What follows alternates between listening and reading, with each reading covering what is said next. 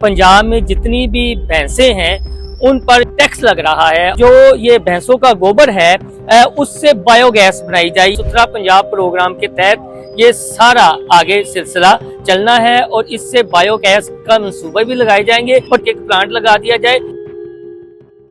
जी, main stream media और ख़ास तौर पर सोशल मीडिया पर पंजाब की भैंसों को लेकर एक बहुत बड़ा इशू खड़ा हो गया है कि पंजाब में जितनी भी भैंसें हैं उन पर शायद टैक्स लग रहा है और वो फी भैंस 30 रुपये टैक्स होगा। तो आज़ाद के इस प्लेटफॉर्म से मैं कुछ हकायक आपके सामने रखूँगा कि असल में इस खबर के हकायक क्या हैं, क्या वाकई टैक्स लग रहा है या फीस देना पड़ेगी ग्वालों को फी भैंस पर। तो एक चीज याद रखें कि इस महकमे को जो डील कर रहे हैं वो सूबाई वजीर बल्दियात ज़ीशान रफीक हैं। उनके करीबी ज़राए से हमारी बात हुई है और जो लाहौर वेस्ट मैनेजमेंट कंपनी है जिसके तहत सुथरा पंजाब प्रोग्राम चल रहा है, तो बेसिकली जो ग्वाला एसोसिएशन है या ग्वाला कॉलोनी है जो उनके नुमाइंदगान हैं, उनकी सुथरा पंजाब प्रोजेक्ट के जो अहलकार हैं या आप ये कह लें कि अफसरान हैं, उनके साथ इस मामले को लेकर काफ़ी ज़्यादा डिस्कशन हुई थी और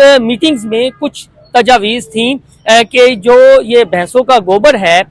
उससे बायोगैस बनाई जाए, यानी ये इस तरह के मंसूबे लगाए जाएं। उसकी बड़ी वजह यह है कि जिस तरह आजकल गंदम का सीज़न है, तो जो हमारी फसलें हैं जो उनकी बाकियात हैं या हम ये कहते हैं कि जो ज़रहेज़ ज़मीनें हैं जब उन पर काश्त की जाती है और किसी फसल की बुआई होती है तो ये गोबर वगैरह के खाद के भी इस्तेमाल हो जाता है। तो इन दिनों में तो फसल पकी हुई है तो इतनी बड़ी तादाद में गोबर कहाँ जाएगा। तो फिर ये तजवीज़ थी कि इस गोबर पर जो है वो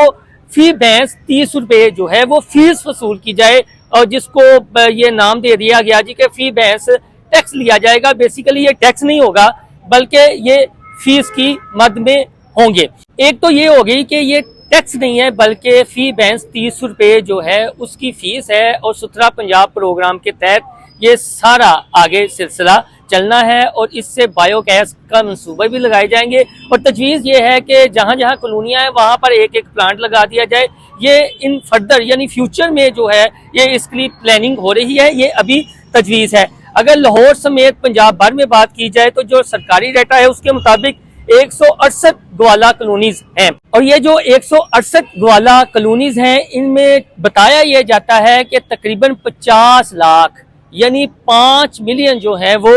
भैंसे हैं। जो सूबाई वजीर हैं ज़ीशान रफीक, उनके जो ज़राए हैं और फिर हमारी बात भी हुई है,